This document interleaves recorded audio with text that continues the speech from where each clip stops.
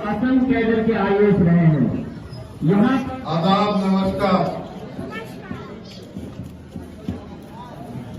आजादी तो काम व्यक्ति पूछती है कि दिल चाहता है, मैं भी सिर्फ चाहूँ आजादी, बहुत अच्छा लगता है और जोश का इजहार होता है उससे।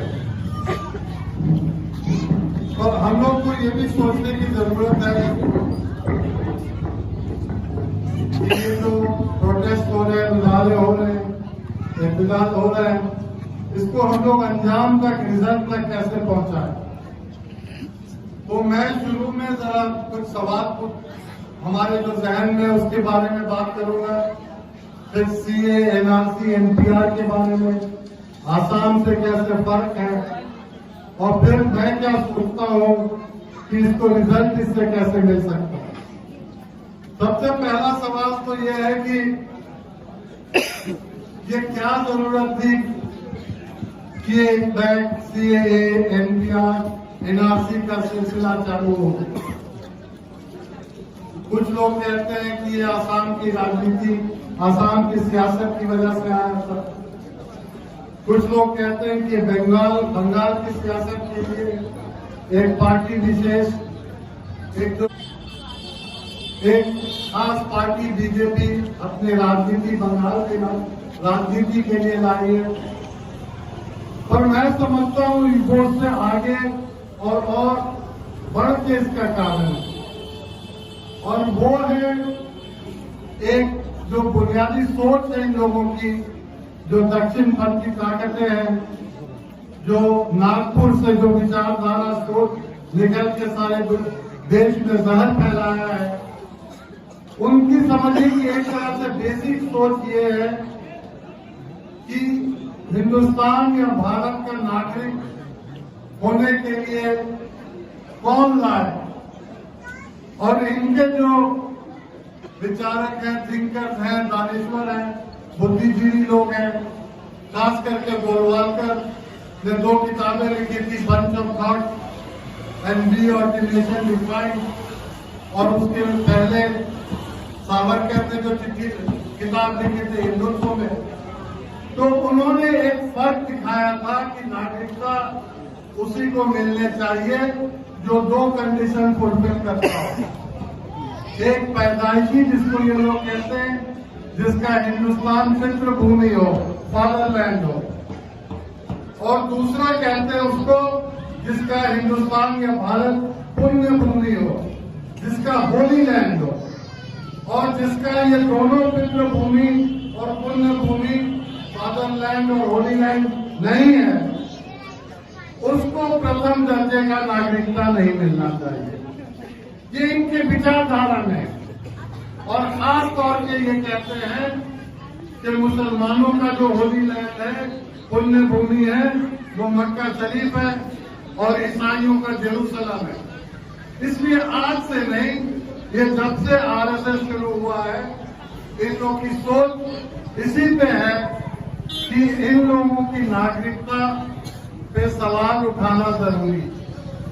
और मैं समझता हूं कि ये जो शुरू हुआ है, ये उसी बैकग्राउंड, उसी पृष्ठभूमि, उसी पथमंजर से शुरू हुआ है। तो खैर वो विचारधारा की लड़ाई है, वो सोच की लड़ाई है, और वो लंबी लड़ाई चलेगी, और हम लोग को उस विचारधारा से, RSS के सोच से लंबे तौर पे लड़ना पड़ेगा, सब स्तर पे लड़ना पड़ेगा, पंचायत से लेकर सांसद तक लड़ना पड़ेगा, समाज में लड़ना पड़ेगा, और शिक्षक स्थान पे जो हमारे तालीम के इदारे हैं, सब में लड़ना पड़ेगा। पर आज जो प्रॉब्लम है, आज जो मुश्किल है कि वो ये CAA और NPR और NRC से कैसे जूझा जाए, उससे क्या समाधान निकल सकता है। तो CA के बारे में आप लोग सब लोग जानते हैं कि ये जो संशोधन हुआ, तरमीम हुआ, उसमें ये कहा गया है कि 2014 से 3 देशों से 6 मजहब वाले जो आएंगे उनको भारतीय नागरिकता मिल जाएगी और लोगों को नहीं मिलेगी। तो ये क्यों गलत मानते हैं, इसको भी समझना जरूरी है। पहली वजह है हम इसको गलत मानते हैं क्योंकि ये पहली बार मजहब को नागरिकता से जोड़ा गया है। हमारे दस्तूर में, संविधान में, कॉन्स्टिट्यूशन में कभी रिलीजन, मजहब को, कभी धर्म को, कभी नागरिकता से नहीं जोड़ा गया। तो ये समझिए कि ये हमारे संविधान पे जो बुनियादी सोच है संविधान पे, उस पे वार है। इसलिए हमें विरोध करना चाहिए सीए। दूसरी वजह है कि हम लोग को विरोध करना चाहिए सीए का कि एक मनमानी काम है, आर्बिट्ररी एक्शन है।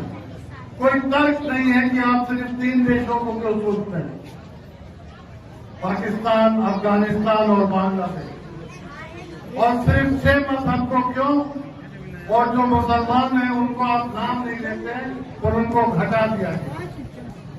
इसमें कोई लॉजिक नहीं है। श्रीलंका से हिंदू शरणार्थी आए हुए हैं, वो तमिलनाडु में बैठे हुए हैं, उनको क्यों नहीं नागरिकता दी जाती है इस आइन के तहत? नेपाल से क्यों आने वाले शरणार्थियों को क्यों नहीं उसमें रखा गया? बांग्लादेश से सिर्फ बंगाली हिंदू नहीं आए हैं, बांग्लादेश में एक दर्जा था जो 47 के बंटवारे के बाद उर्दू जबान वाले इस पाकिस्तान चले गए। आज उनको बांग्लादेश में बिहारी मुसलमान के नाम से जाना जाता है। बिहारी मुसलमान के तबके भी काफी लोग आए हैं वापस हिंदू, उनको क्यों अलग रखा गया? बर्मा से आने वाले लोगों को क्यों अलग रखा गया? पाकिस्तान में भी मुसलमानों ही में कुछ मसलके हैं, कुछ वो है, एक सेक्शन है जिसको नहीं रखा गया। तो दूसरा कारण हम इसका विरोध करते हैं कि इसमें कोई तर्क नहीं। तीसरी वजह हम इसका विरोध करते हैं कि इसकी जरूरत नहीं थी। जरूरत क्यों नहीं थी? इस अमेंडमेंट के पहले भी जो पहले सिटीजनशिप एक्ट हमारा है उसमें ये प्रावधान थे, प्रोविजन है कि अगर कोई बाहर से आता है भारत में और 11 साल भारत में रह जाता है तो वो नागरिकता लेने के लिए एलिजिबल होता है, वो नागरिकता ले सकता है। तो अगर 11 साल हम 2019 से गिने तो क्या आप 2008 तक जितने लोग आए हैं आपने उनको नागरिकता दे दी है क्या? और अगर नहीं दी है तो उस प्रावधान के तहत आपने क्यों नहीं दी नागरिकता और एक नया अमेंडमेंट लाने की क्या जरूरत थी?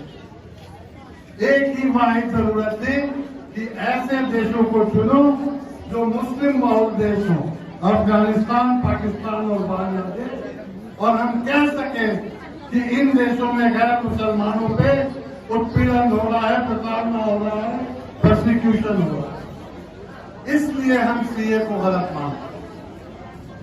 लोग कहते हैं कि ये सिर्फ प्रोटेस्ट मुसलमान कर रहे हैं क्योंकि वो समझते हैं कि सीए से यह जो अमेंडमेंट हुआ है तो सिर्फ मुसलमानों पर फर्क पड़ेगा। ये मैं नहीं मानता।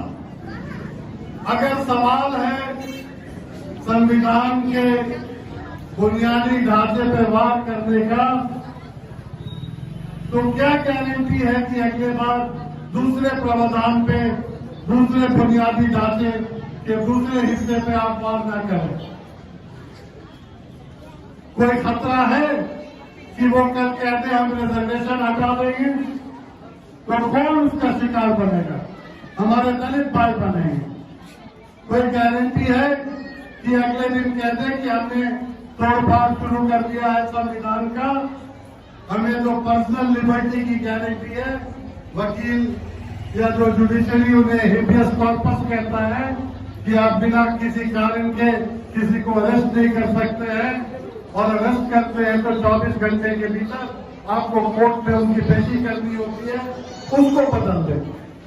तो एक बार अगर आप बुनियादी ढांचे पे वार करते हैं तो कोई गारंटी नहीं है कि ये लोग रुक जाएंगे कि अगले चीज पे वार नहीं करेंगे। खास करके क्योंकि जब से ये संविधान आया है बहुत दिन तक आरएसएस वालों ने कहा था ये विदेशी संविधान है, हम इसको नहीं मानते। उसने कहा था इस झंडे को हम नहीं मानते, तिरंगा ये नहीं लगा। इसलिए ये जो बुनियादी ढांचे से खेल है, खिलवाड़ है, सिर्फ नागरिकता पे आके रुक जाए इसकी कोई गारंटी नहीं है और समाज के सब हिस्से पे इसका असर आने वाला है। इसलिए हम लोग को सबको मिलके इसका विरोध करना चाहिए। अब सीए से हट के हम चलते हैं एनपीआर और एनआरसी की तरफ। NRC national register of citizenship, इसके बारे में आसाम में बहुत चर्चा हुई, पर आसाम का एनआरसी जरा अलग है, अलहदा है।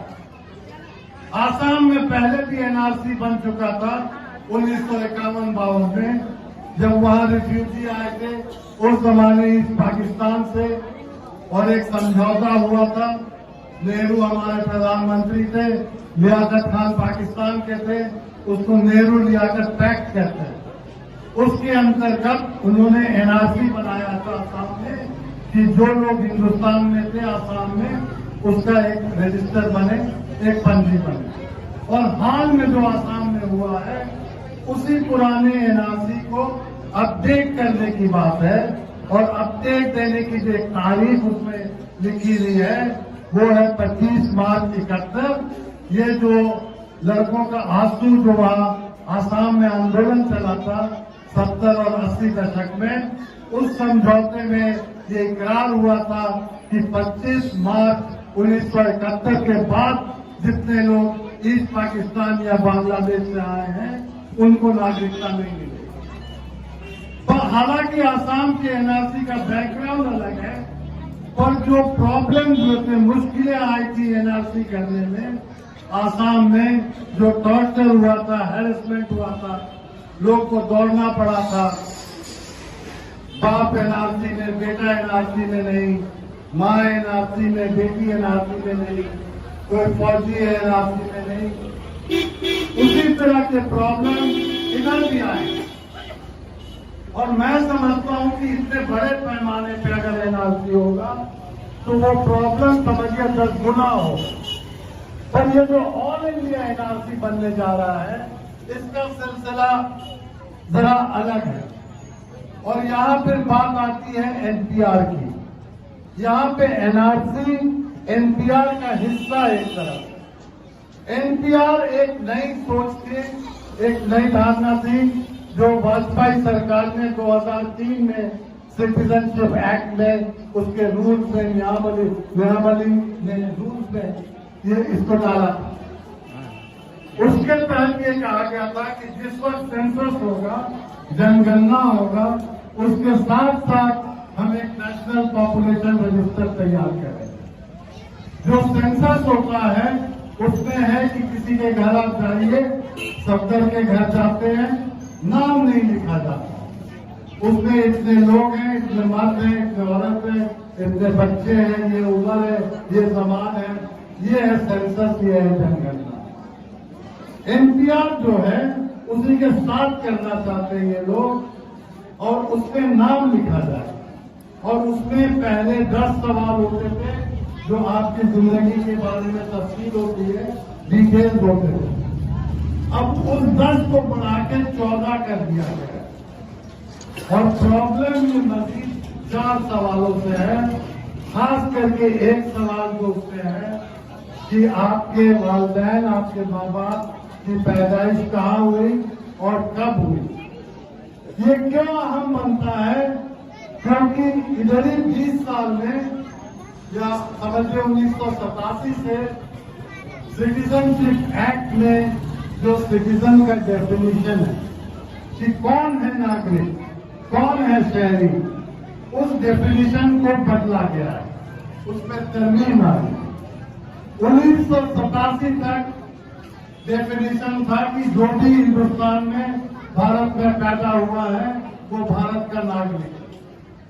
1987 में इसको बदल के 2003 तक कर दिया गया कि अगर जो भी यहाँ रहता है उसके माँ या बाप हिंदुस्तानी है, भारतीय है, हिंदुस्तानी नागरिक है, तो बेटा और बेटी हिंदुस्तानी है। 2003 में भाजपा सरकार ने इसको बदल के कर दिया कि एक माँ या बाप नहीं, तो दोनों माँ बाप को हिंदुस्तानी या भारतीय नागरिक होना पड़ेगा, या एक को भारतीय और एक अवैध माइग्रेंट नहीं हो, इलीगल माइग्रेंट नहीं हो, कागज लेके बाहर से आएगा। अब देखिए डेफिनेशन सिटीजनशिप का माँ बाप की पैदाइश से जोड़ दिया गया, और उसी वक्त एनपीआर में जो 4 नए सवाल आ रहे हैं उसमें ये सवाल आ रहा है कि आपके माँ बाप कहाँ पैदा हुए थे और कब पैदा हुए। अगर हम दोनों को जोड़ के देखते हैं तो ये साफ समझ में आ जाता है कि 87 के बाद जो भी पैदा हुआ था उसको दिखाना पड़ेगा कि हमारे माँ बाप हिंदुस्तान में 87 से पहले रहते। इसके लिए कागजात हो या जो भी हो करते करने पड़े। पर ये प्रोसेस, ये सिस्टम चलेगा कैसे? एनपीआर जो बनेगा, ये छोटे कर्मचारी किसी डिपार्टमेंट के खिलाफ, ये छोटे छोटे मुलाजिम, ये लोग आके सेंसस करते हैं, इनको अंग्रेजी में एन्यूमरेटर कहते हैं। इनका जो सुपरवाइजर होता है उसको लोकल रजिस्ट्रार कहते हैं। उसकी जिम्मेदारी है कि जो एनपीआर का लिस्ट बना उसमें वो सूची को फहरिस्त को देखेंगे और उसमें ये कहेंगे कि ये डाउटफुल है कि नहीं, संदेहास्पद है कि नहीं, इसके नागरिकता पर मुझे शक है कि नहीं। अगर मैं लोकल एन्यूमरेटर हूं और हमारी सफदर से लड़ाई है, या मैं सफदर का नाम नहीं मुझे पसंद नहीं है, या मैं तासुब से भीगा हुआ हूं, डूबा हुआ हूं, तो मैं लिख दूंगा सफदर की नागरिकता डाउटफुल है। तो जहां जहां डी लिखाया संदेहास्पद, वो लोग एक कैटेगरी में हो गए, और जहां डाउटफुल नहीं लिखा है वो लोग एनआरसी में सूची में आ गए। अब सफदर को क्या करना पड़ेगा? सफदर को कागज दिखाना पड़ेगा कि नहीं, मेरे माँ बाप 87 में हिंदुस्तान में थे और वो भारतीय नागरिक। अब सफदर मियाँ दौड़ेंगे अपना कागज लेने। सर सफदर पढ़े लिखे हैं, जामिया के स्कॉलर रहे हैं, अच्छी नौकरी करते हैं, इनको कागज मिल जाएगी, इनके वालिदैन माँ बाप के पास जमीन होगी। वो रिक्शा वाला क्या करे, पान दुकान वाला क्या करे, हमारे चंपारण का जो भूमिहीन मजदूर है वो क्या करे, कहाँ जाए? तो समझिए कितना खतरनाक, कितनी खतरनाक चीज। उससे हटिए, छोटे छोटे काम के लिए सरकार में रिश्वत देने की जरूरत पड़ती है। हम आप लोग के बारे में तो नहीं जानते पटना शहर में क्या होता है। हम जहाँ रहते हैं चंपारण में लौड़िया गांव है, कोई कागज सरकार से बिना रिश्वत देने नहीं करता। लैंड पोजीशन सर्टिफिकेट है, राशन कार्ड है, बीपीएल कार्ड है, किसी चीज का प्रमाण पत्र है, सबका रेट बना हुआ है। एक के बाद है, सबका रेट बना हुआ है। अब समझिए कि ये जो छोटा करिए कर्मचारी है वो देख रहा है कि हमारे पास 3000 या 20,000 लोग हैं जिस पे हम शक कर सकते हैं कि 5,000 दो, 20,000 दो, 40,000 दो, तब हम वहां डी नहीं देंगे। हो सकता है कि नहीं हो सकता, संभावना है। तो ये तो रिश्वतखोरी का खजाना खुल गया। ये किस तरफ का इंसाफ? सफदर मियां ने कागज तोड़वा दिया और ये एनआरसी में चले गए। कहानी वहीं खत्म नहीं होती। इसमें अब प्रावधान है कि हम ऑब्जेक्ट कर सकते हैं। हम कहेंगे कि सफदर गलती से कागज बना के लाए, फर्जी कागज बनाया है, रिश्वत देके इन्होंने कागज बनाया है, तो मैं एक ऑब्जेक्शन दायर कर दूंगा कि इनके नागरिकता को फिर से इनको देखा जाए कि ये सही इनके कागजात हैं कि नहीं। और कोई जरूरी नहीं है कि वो ऑब्जेक्शन समनपुरा में पड़े। हम किशनगंज में ऑब्जेक्शन डालेंगे कि समनपुरा में एक सफदर है उनको गलत आपने नागरिकता दी। ये सब चीजें हो चुकी हैं असम में, इसलिए मैं बता रहा हूं। और सिर्फ किशनगंज में नहीं पड़ेगा, वहां का जो अधिकारी है उसको भी रिश्वत चाहिए, तो वो तारीख देगा कल सुबह का 10 बजे।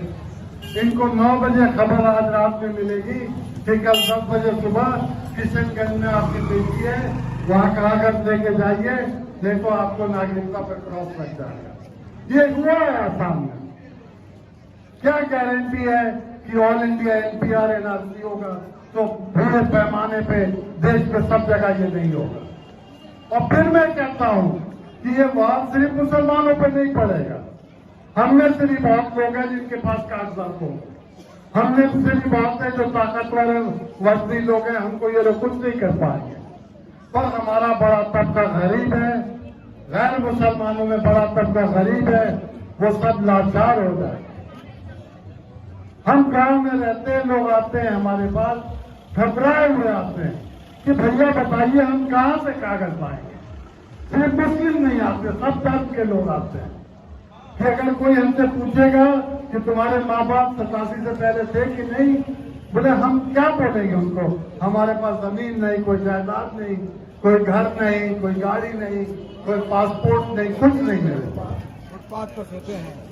तो इसको रोकना बहुत जरूरी है। सरकार कहती है कि NPR से लोग क्यों घबरा रहे हैं, पहले भी तो NPR हो चुका है, 2010 में भी NPR था, पर फर्क है 2010 के NPR में और 2020 के NPR में। फर्क, पहला फर्क वही है जो हमने आपको बताया। जो मजीद 4 सवाल है उसमें सबसे अहम सवाल आपके वालिदैन माता पिता का जन्म स्थान, कहाँ पैदाइश, देश का है। दूसरा फर्क यह है कि ये NRC बदनीयती से का बू आता है। जो हमारे हुक्मरान हैं दिल्ली में बड़े खुशी से कहते हैं कि घुसपैठियां हैं, दीमक है लोग। क्या मतलब दीमक है? और पूछिएगा तो वो कहेंगे हम तो उन्हीं से के लिए कह रहे हैं जो बिना कागज के आते हैं। गलत है। इसको वो भी जानते हैं वो दीमक किसको बुला रहे हैं, और हम भी जानते हैं वो दीमक किसको बुला रहे हैं। इसको अंग्रेजी में कहते हैं डॉग विसल पॉलिटिक्स। वो ऐसी सीटी मारते हैं कि लोग समझे हम कुछ और कर रहे हैं पर कहते कुछ और। हिंदी में कहिए, उर्दू में कहिए तो निगाहें कहीं और रहती है, निशाना उनका ही। हमी को दिमाग कहते हैं। तो जब इतनी बदनीयती है, जब इतनी खामियां हैं, जब इतने रिश्वतखोरी के आसार हैं, तासुब का इसमें बोलबाला होगा, तो हम क्यों NPR को माने, हम क्यों NRC को माने? कोई वजह नहीं इसमें मानने। तो क्या करें हम? पहली बात तो है कि जिस तादाद में आप लोग निकल के आई हैं, खास करके बहनें और बेटियां आई हैं, इससे बहुत खुशी होती है और ताकत दिखता है हमारे समाज को और पूरे समाज को।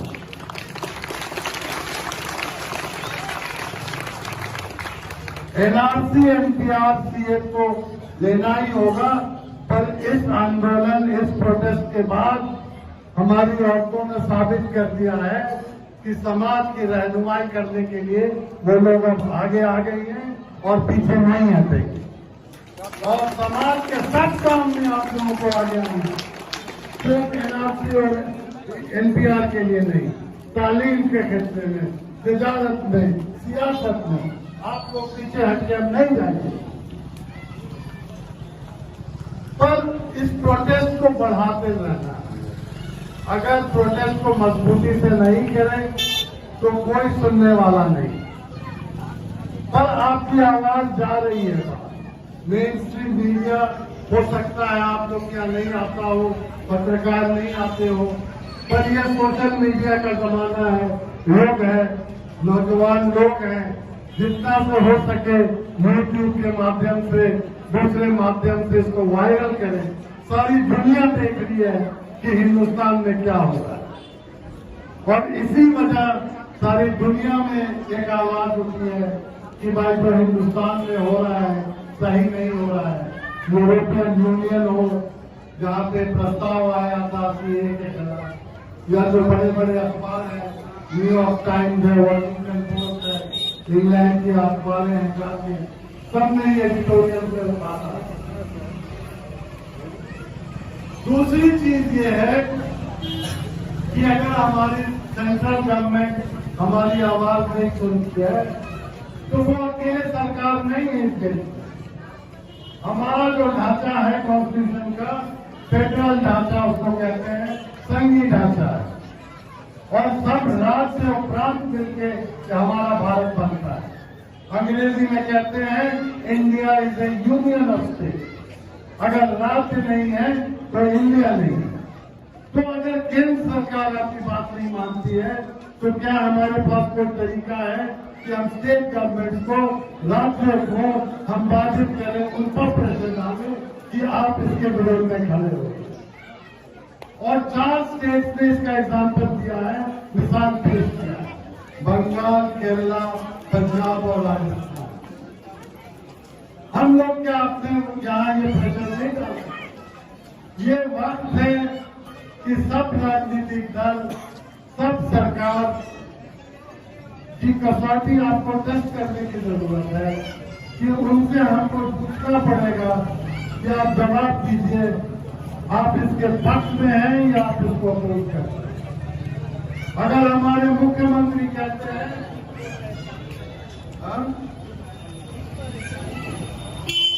इस वक्त आप 2 नाव पे नहीं खेल सकते, प्रेस कॉन्फ्रेंस में नहीं बोल सकते, हमारे मुखिया जी कहें जाके कि हम इसका विरोध करते हैं, और विरोध करते हैं, कागज पे विरोध करते हैं, औपचारिक रूप से विरोध करते हैं। इसमें केरला सरकार ने सबसे अच्छा पहल किया है। उन लोगों ने चिट्ठी लिख के केंद्र सरकार को बता दिया है कि जब तक एनपीआर में जो 4 मजीद सवाल आए हैं, जब तक इनको हटाया नहीं जाता, हम एनपीआर लागू नहीं करेंगे। क्योंकि अगर हम एनपीआर लागू करेंगे तो हम सेंसस नहीं कर पाएंगे, लोग हमको घर में घुसने नहीं देंगे, हम सेंसस नहीं कर पाएंगे।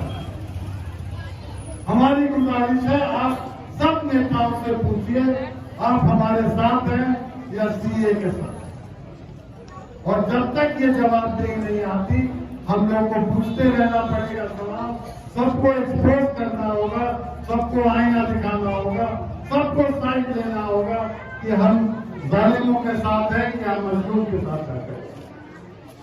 तब तक हम यही रुक जाते हैं। अगर कोई सवाल हो तो हम जवाब देने के लिए, अगर किसी के पास हो सवाल।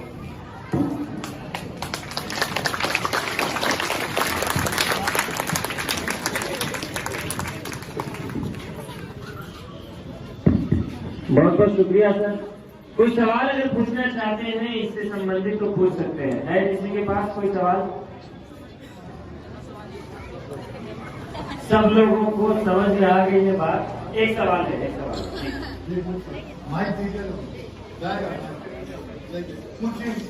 सर, अगर फर्स्ट कर लिया जाए कि एनपीआर आ गया बिहार में और कहा जा रहा है जैसा कि कागज नहीं दिखाना, और हमने ऑडिट कर लिया कि हम कागज नहीं दिखा, तो उसके बाद वो क्या करेंगे? मेरा खुद का सोच है कि हम इस सवाल का जवाब अभी न तय करें, क्योंकि हमारा मानना है कि फरवरी महीने तक, 1 मार्च तक हम लोग को प्रोटेस्ट जारी रखे, प्रेशर बनाने की जरूरत है। अगर 1 मार्च तक कोई फैसला नहीं होता है तो हमारा प्रोटेस्ट तो चलता ही रहेगा, और सब बैठ के इसका सवाल निकालें। एक चीज समझने की जरूरत है कि एनपीआर के स्टेज पे आपको कागज नहीं मांगेंगे वो लोग। हम जाएंगे इनके घर, हम इनसे कागज नहीं मांगने वाले, इनको देख के, इनसे पूछ के हम फॉर्म भर देंगे। कागज इनसे मांगेंगे जब हम डील लिख चुके हैं तब। तो इसलिए हम लोग को पहले ही कार्रवाई करनी होगी, कागज दिखाने के पहले। पर इस पर चर्चा होनी चाहिए। हम लोग को डिस्कस करके पहली मार्च को इस पर फैसला करना चाहिए। अभी प्रेशर बनाइए, जवाबदेही बनाइए, सवाल पूछिए, आईना दिखाइए। कोई भी हुक्मरान है, कोई भी लीडर है, उससे पूछिए कि आप किस पक्ष में किसके साथ खड़े हैं।